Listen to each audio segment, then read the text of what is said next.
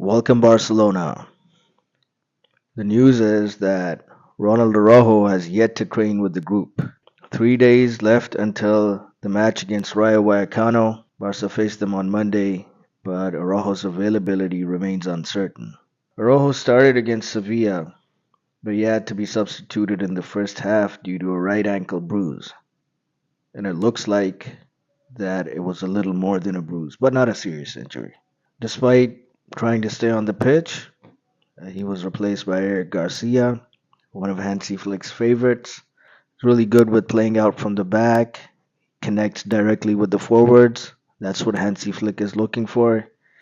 When it comes to Ronald Araujo, the playing out from the back and the technicality isn't as good, and he's adapting to that. He's working on it.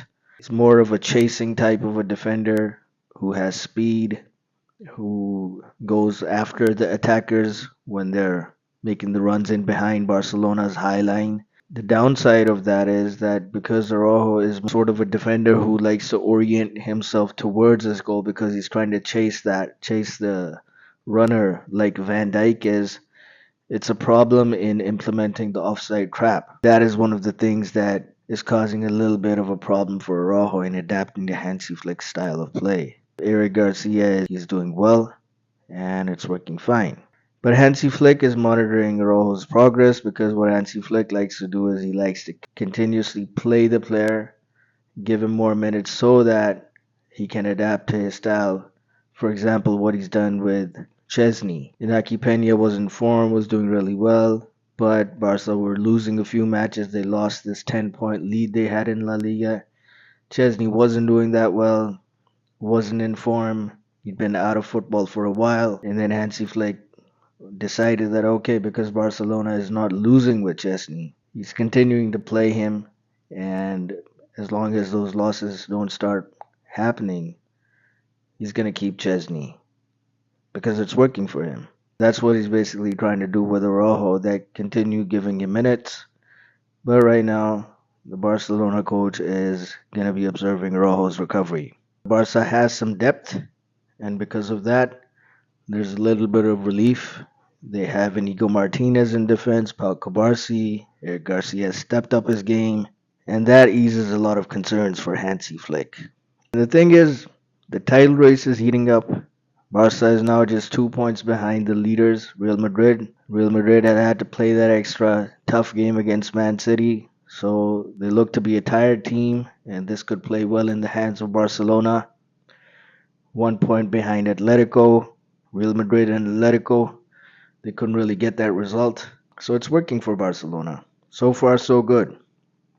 And whenever Barcelona, Hansi Flick's team, whenever they have a rest, even when he was at Bayern, because it's such an intense style of play, whenever they get this rest period in between, it works wonders. And Bayern ended up winning the Champions League because of that. Because COVID came in and there was this long stretch where they didn't have to play football. So the players were well rested. They won the Champions League. Same is going on with Barcelona. They don't have to play that playoff round. It's a double leg. Barca get that rest. It's good for them in the Champions League as well as La Liga. Recently, there's a comparison going on between Raphinha and Nico Williams, and it's a stunning comparison because Barcelona were about to sign Nico Williams as that left winger, the same position Raphinha has been playing under Hansi Flick. And if they'd done so, the performance we've got from Raphinha this season has been just amazing. Nobody knew this was going to happen, although he did well last season as well. But the thing is, he's doing really, really well, exceptionally well, that some people are saying that he's a Ballon d'Or candidate, and he surely is. Under Hansi Flick, the Brazilian has drastically improved, and he's become one of Europe's standout players. He's one of the Ballon d'Or runners, front runners, and if he maintains his form, you never know, he can even win it, because what if Barcelona win La Liga and the Champions League? Then obviously Raphinha is the guy who's probably going to win it. When it comes to past doubts about Nico Williams and how close that transfer was, it was Barca's financial situation that prevented it from happening. Otherwise, it would have happened. And so last summer, Barcelona, everybody knows, openly pursued Nico Williams. That actually made Raphinha feel uncertain about his place in the team. But Raphinha is a fighter. The Nico Williams transfer didn't happen. It's worked out really well for Barcelona, and yet, still a lot of people in the Spanish media, they'll still keep speculating about Barcelona signing another left winger. Fine, I understand they need a little bit of that depth. But when you need depth, you don't go for a top winger, somebody like, Liao or somebody like that, who's going to cost about well north of 100 million.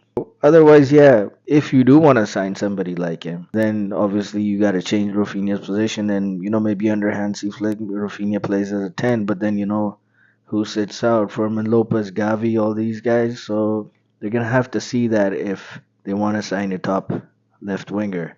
But I would suggest, go for somebody who's more of a backup sort of a player so that Barcelona can get that depth so they don't get too many injuries or something like that.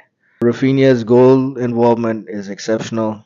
He scored 24 goals, 13 assists across all competitions. He scored in all four official tournaments. He's LaLiga's third top scorer, 13 goals in Spain. He trails only Lewandowski, who has 19, and Mbappe, who has 15. And if we look at Nico Williams' output, it's been kind of underwhelming. Just one La Liga goal, and that too was scored on September 15th, 2024, against Las Palmas. He's having struggles with injuries. Despite 3 injuries, he has only missed 4 games, playing 30 matches but contributing just 5 assists. Considering Bilbao's view, Athletics sees Nico as an influential player. But others like Sanset, who's got 4 goals in the last 2 games, they've been more decisive for Bilbao. There's news coming in that La Liga's fifth place team could play in the 2025-26 Champions League. That's really amazing news. La Liga has gained a significant boost. This is because of victories by Real Madrid, Real Sociedad, and Real Betis. So this is a historic opportunity. If the season ended today, uh, the fifth place team would qualify for the Champions League. This is a feat that has not been achieved for a while. The new Champions League format, last season Bundesliga and Serie A benefited from the extra spots. Now Spain is in position to claim one. And this is because of the UEFA coefficient rankings. Spain is now second with 18,036 points, and they surpass Serie A with 17,687 points. But England's Premier League leads with 20,892. So there are probably going to be a couple of teams from there who are going to be going for that Champions League extra spot as well. There's a fierce battle, and that's why, there's a fierce battle for fifth place in La Liga, which is currently held by Villarreal, and they have a 5-point lead over Rayo Vallecano. While Real Sociedad, Girona, Osasuna, and Mallorca are also in the running. So their key playoff rounds. If Real Madrid, Real Sociedad, and Real Betis win their European ties, Spain's chances of securing this extra UCL spot will increase. If we look at Villarreal's Champions League dream, the club last played in the UCL in 2022, reaching the semifinals before losing to Liverpool. Almost actually knocked Liverpool out of the tournament. They even knocked Bayern out of the tournament. They now have a golden chance to return to Europe.